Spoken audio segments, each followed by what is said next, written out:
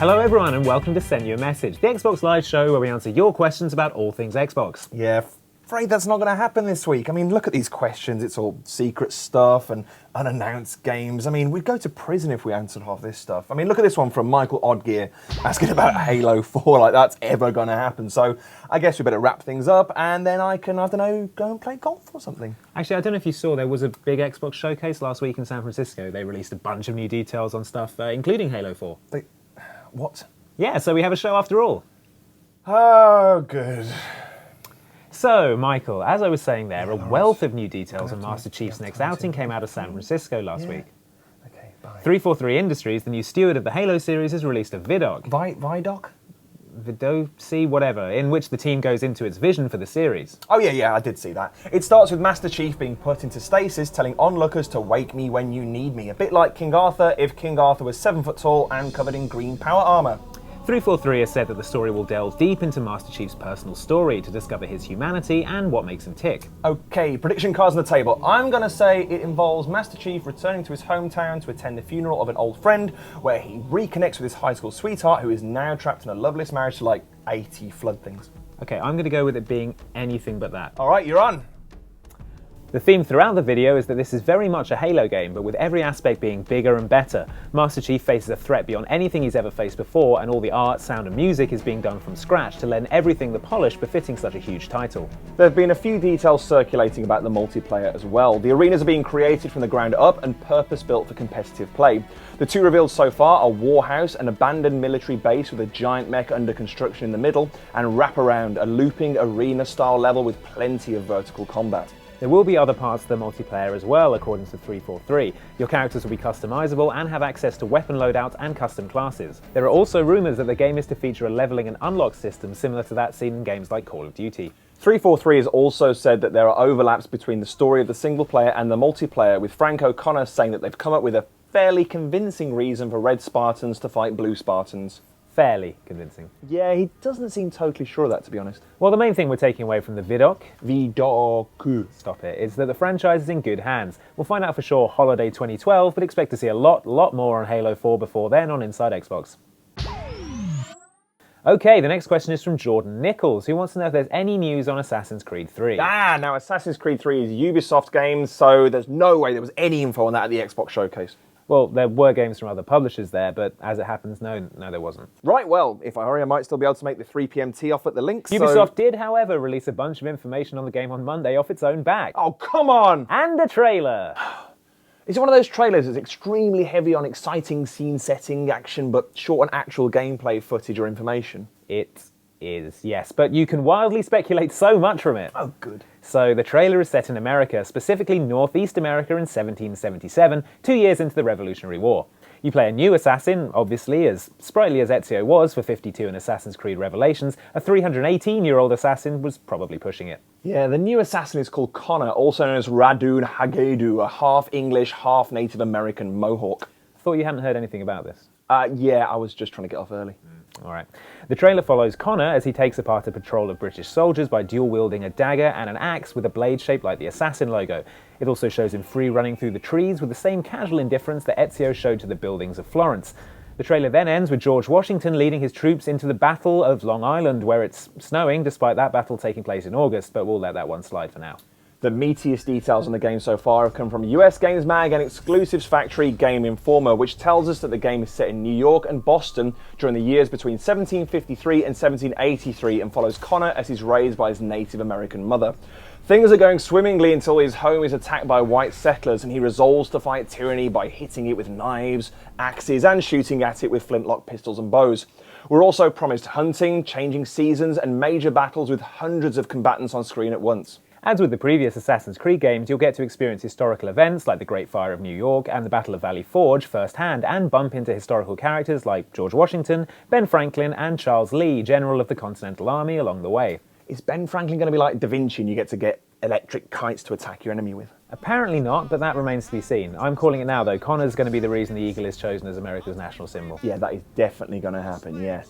According to the Game Informer article, the game's creative director Alex Hutchinson said they want to make the current gen look next gen. We have this goal to do something completely new, but still remain true to the franchise. People want that familiarity, but they also want something radically new. So we have the familiar pillars of fighting, navigation, and social stealth, but brand new environments and brand new ways to use them and extend them, he added before pricking the interviewer with a poison blade and nonchalantly strolling away as they started to flail wildly at passers-by. The other intriguing tease is that an Xbox Marketplace product listing has claimed that the game contains 4-player co-op, along with a regular multiplayer.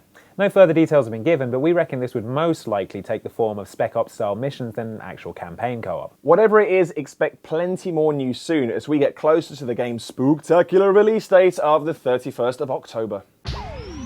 Judging by his peculiarly archaic turn of phrase, Craig Adams has been flung 100 years into the future, our present, and must now adjust to a world he doesn't understand.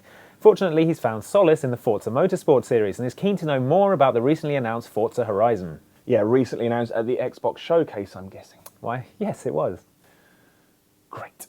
The truth is that everyone would actually like to know more. Even the trailer is more of a tone piece, a collection of stock footage designed to evoke the game's intended ambience. While we're no longer allowed to share it with you for some reason, it looks to be a cocktail of the infamous Gumball 3000 rally, a cross-country point-to-point race for people with more money than road sense, and Coachella, a musical festival held in the Californian desert. So what, obnoxious and uncomfortably hot? Hey, you said it, not me. Forza Horizon isn't a true sequel. In fact, it's not even developed by Turn 10. Instead, the keys have been handed to fledgling British developer Playground Games, a veritable them crooked vultures of racing game stalwarts, who can collectively boast the likes of Project Gotham Racing, Split Second, and Dirt on the previous experience section of its CV. As safe hands go, Playgrounds are pretty damn reliable, at least in theory, and with Turn 10 confirmed to be working in close collaboration with them, this is as close to a sure bet as things get. The trailer touts an autumnal release this year, so it probably won't be too long before some proper details roll onto the grid. In other Forza news, Turn 10 has finally reached an agreement with EA to feature Porsche cars in an upcoming expansion pack for Forza 4. EA has the exclusive license to feature the German car makers' vehicles in games, so this is something of a coup for the series. Yeah, the pack will feature 30 Porsche models, 7 of which are brand new to Forza, as well as 20 new World Tour events and 10 new achievements. The whole shebang will leave you 1,600 Microsoft points lighter when it hits the marketplace on the 22nd of May. Josh Browman has wisely attempted to come to us for the definitive word on BioShock Infinite's release date after a string of charlatans and imposters palmed him off with conflicting information. Well, despite what those imitators at Answer Your Questions might have told you. Actually, what are they telling people? Let's tune in and find out. Regular viewer Josh Bauman would like to know, when's BioShock Infinite's out? Oh, he would he? We'd love to tell him, but we've turned into robots!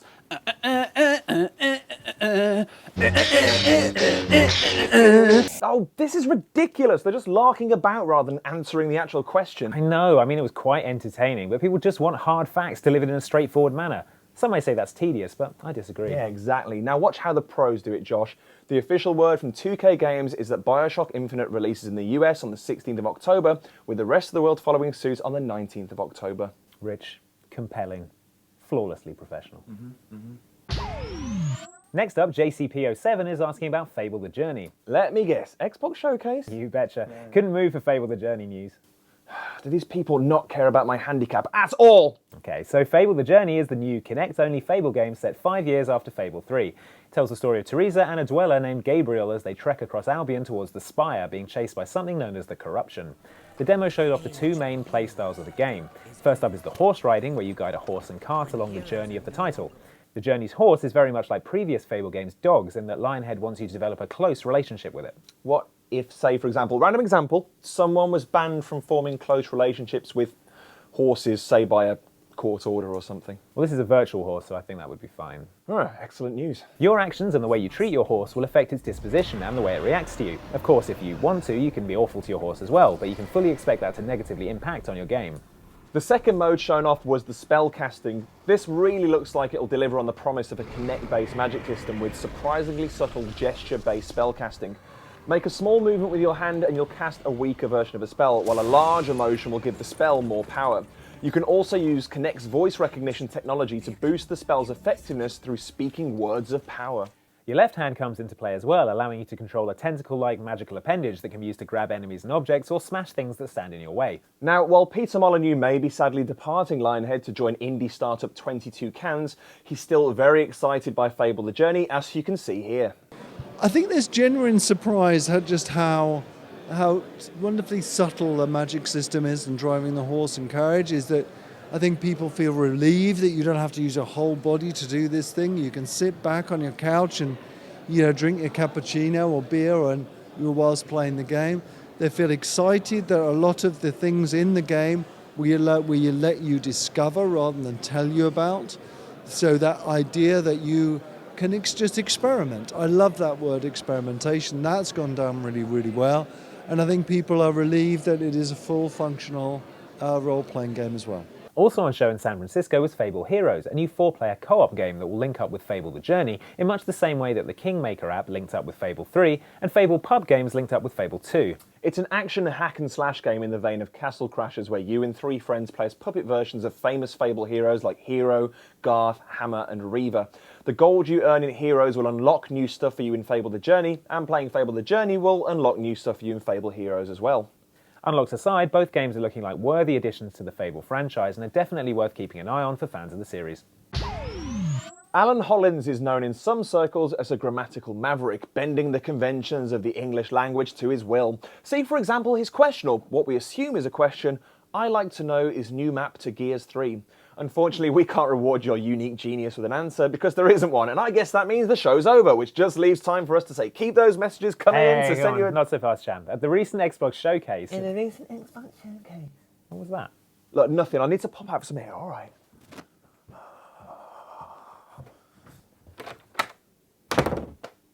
Damn you, Xbox showcase!